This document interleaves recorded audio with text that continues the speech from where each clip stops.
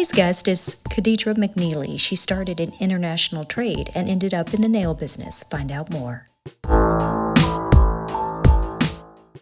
Hi, everybody. Welcome to Chit-Chat Chattanooga. I am Shanna Forstall, and as I said earlier, my guest today is Kadedra, and I am so excited to have her here. Kadedra and I met randomly, and we just kind of fell in love with each other, so I just kind of claim her now as like my sister. Yeah, I'll go with that. Yeah, she'll go with that. So What, been a month and a half? Yeah, Two? It hasn't been that long, but Yeah. this woman is something, and I'm really proud of her. I'm really proud of what she's doing in this community, and she is a native Chattanoogan. She was raised here, so we're going to talk a little bit about that today. Talk about this business that she's building, which is incredible, and just some other cool stuff. So I'm ready. thank you for being here. I'm glad you invited me. I'm glad you're I'm here. glad to be part of anything that you're creating. Let's go. So your journey was you were born in Texas. Yes, military. And then you came over here and you were raised in Chattanooga. Raised in Chattanooga, East Chattanooga. Graduated from high school here.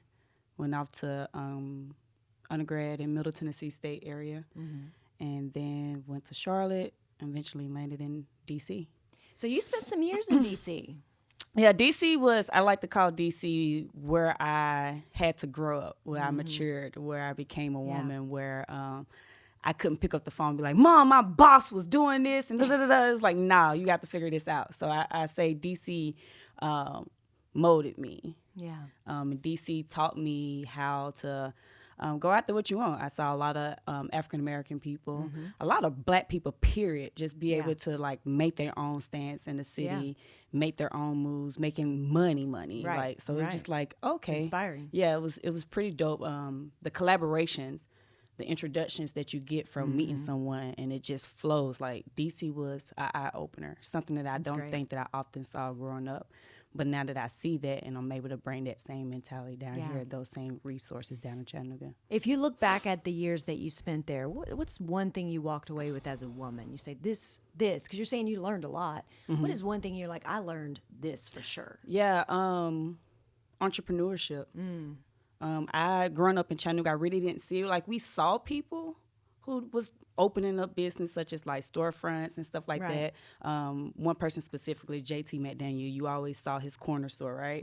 But I didn't see it immediate in my family, right? I didn't see entrepreneurs immediate in my family. So when I grew up and went to DC, I saw like more than just a male entrepreneur. I saw women entrepreneurs. I saw people who looked like me. And women of color so that was just, it was just eye-opening. And now coming back to Chattanooga, it's like, not only do I see it, I saw it in D.C., but now I'm seeing it in Chattanooga. I'm seeing women starting their business. And a lot of that, you would say, came from the pandemic. A lot of people had to step out either by force or choice. So it was like you saw people just do it. And I started seeing my mom going into like her pockets. Like she was doing her side business while also doing her 9 to 5. Wow. And she's killing it. And every time I come home, I made a sale. I did this many sales this weekend. That's and great. She's helping me with tricks and tips and stuff when it comes to my running my business and stuff like that. So it's just interesting to see what this pandemic pulled out of people. That's wonderful. I think one thing you and I share is just a heart for wanting to encourage other young women. Absolutely. Because when you're a trailblazer, sometimes you got to go find it. It may not be, like you said, it might not be in your community or in your home that you see things. I was talking to a woman yesterday, a woman of color here in Chattanooga who's amazing, and she was like, I'm the first one in my family to go to college. You know what I mean? It's like when you're a trailblazer, you have to look sometimes to find those mentors and to find that motivation. And that's what you did. You went and found it, and it changed you for good, right? Yeah, absolutely. But you came back. Yeah. And we're so glad you came back. Yeah. So you're here in Chattanooga. Why Chattanooga?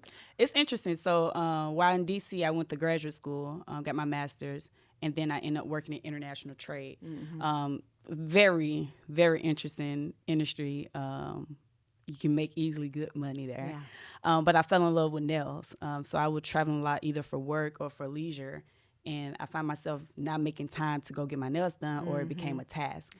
Did the research of the industry, and I was like, oh, this is a $9 billion industry. Let me see if I can get at least 0.5% of it, right? So fast forward, we got some contracts with the company, which is my company's Millennial Nail Bar. We originally started, a business model was on-demand services, so bringing the nail technician to the customer's Bring location. the nails to you. Yeah.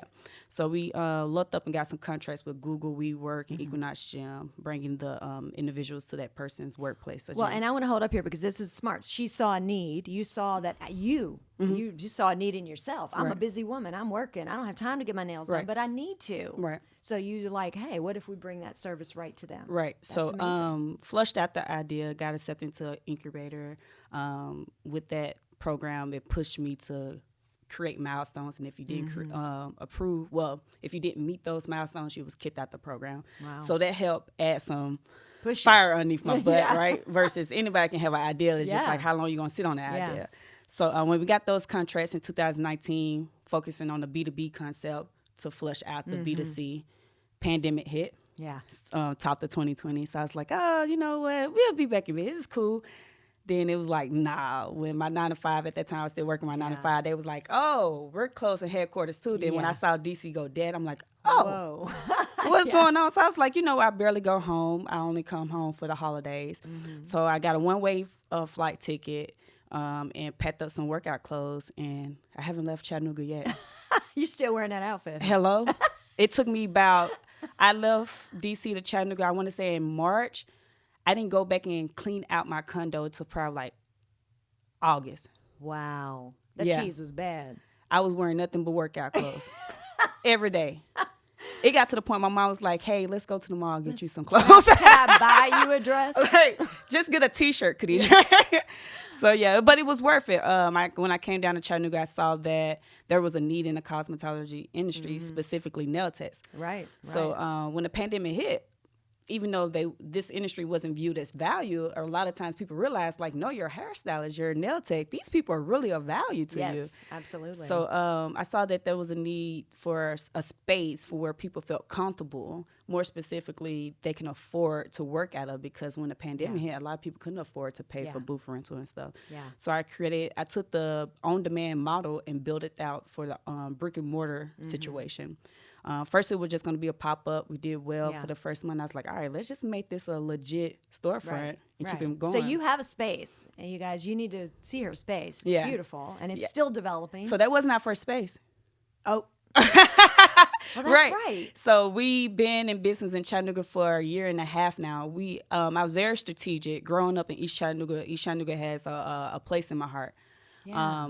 A lot of times, if you go in East Chattanooga, you don't see grocery stores. You don't see a lot of the necessities. People have to travel out to go get necessities. It's not just a food desert, but it's a desert. Yeah, when legit. It comes to retail. So I was like, you know what? Let's put this smack dab in the middle, where people will probably view as like, I would never go. So I put it there in East Chattanooga, and I made it work. Yeah. We did good that first 6 months. Brought in enough revenue, and I said, okay, let's take it to the next level. So that's how we got our second location.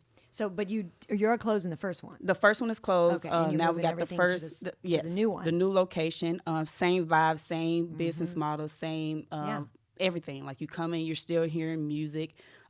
It's not your traditional nail salon. It's focusing on experience. So basically, so let's talk about that, because I can go get my nails done at a variety of places. Yeah.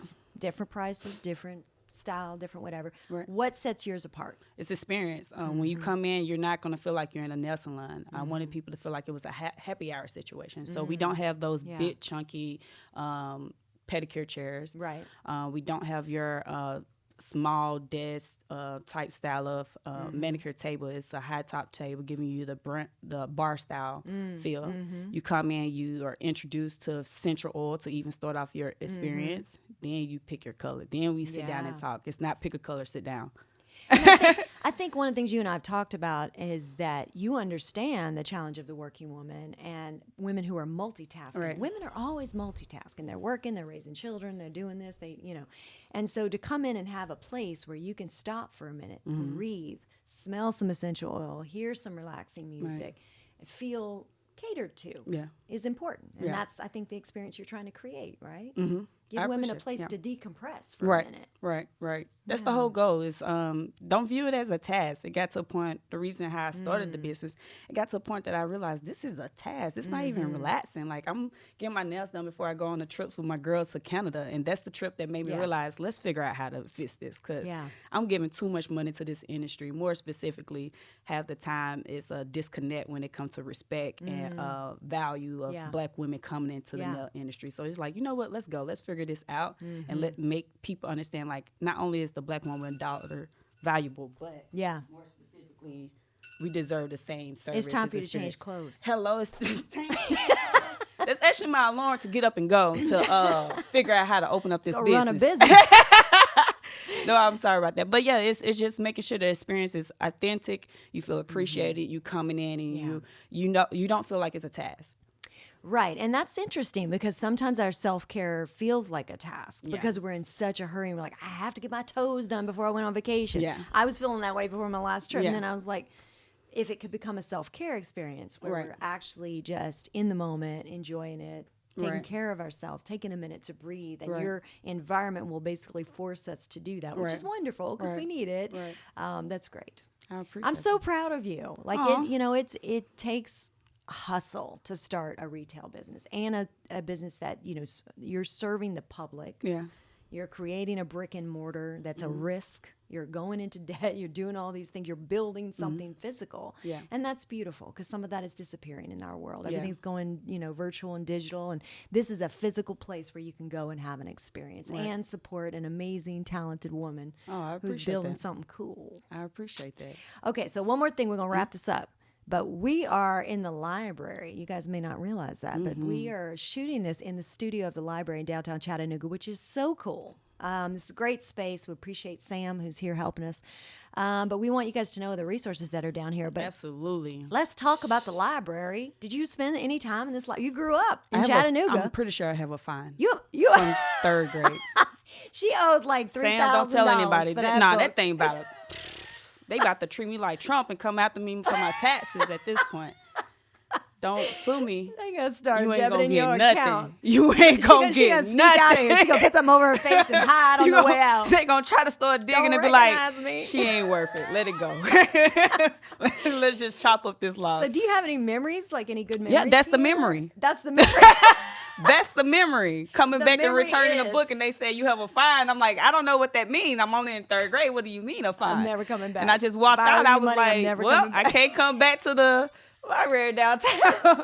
And then I didn't even want to tell my mom. So I don't even know if she know I have a fine. Like, yeah, it was funny. Because I didn't know it was bad until the lady, I felt like it was bad. You know how you being talked to, you're like, this is bad. So when I go outside, I'm going to just tell my mom I didn't find a book. That's my mindset. So I never came back. I just utilized my school library after hilarious. That. But no, it's dope. I when I came into the space, I was like, wow. Yeah, there's a lot of resources here. Wow. So if you're not familiar, you need to come check it out. The fourth floor is kind of like Magic World. They have some really interesting things up there. Yeah. So thank you for coming to chat with me. And I wish you all success in everything you touch. Business is just one thing that she does. She's a powerful woman. She is a collaborator. And a supporter of other women and artists, and I just appreciate you and your spirit and your heart, and I'm so glad you're here. Yeah. So if anything, can I do a shameless plug? Yes. I hope everyone liked the story, the business concept, want to experience the M&B experience, but definitely check us out over on Georgia Avenue in the Tomorrow building. Yes. Address is 818 Georgia Avenue, Suite 118. Great experience. It's not going to be like your traditional nail salon. Yeah. But more importantly, just come out and vibe. And follow her on social media. Absolutely. She's on Instagram. Yeah, so Millennial Nail Bar, right? Yeah, so it's go.m as in Mary, N as in Nancy, B as in boy on social media, Facebook and Instagram. And we'll put that on this post so you can find it. But follow her. You want to follow her. She's like a shooting star. Like, oh, look at you. Don't be boasting too much now. Tell it like it is. I appreciate you, though. I appreciate it. Let me know if you need anything else. I appreciate it. Absolutely. I need some help with my nails is what I need. Thank you, everybody. Kadedra McNeely with Millennial Nail Bar. You want to find her. Oh, I appreciate it. You did good, sis. And we're cutting.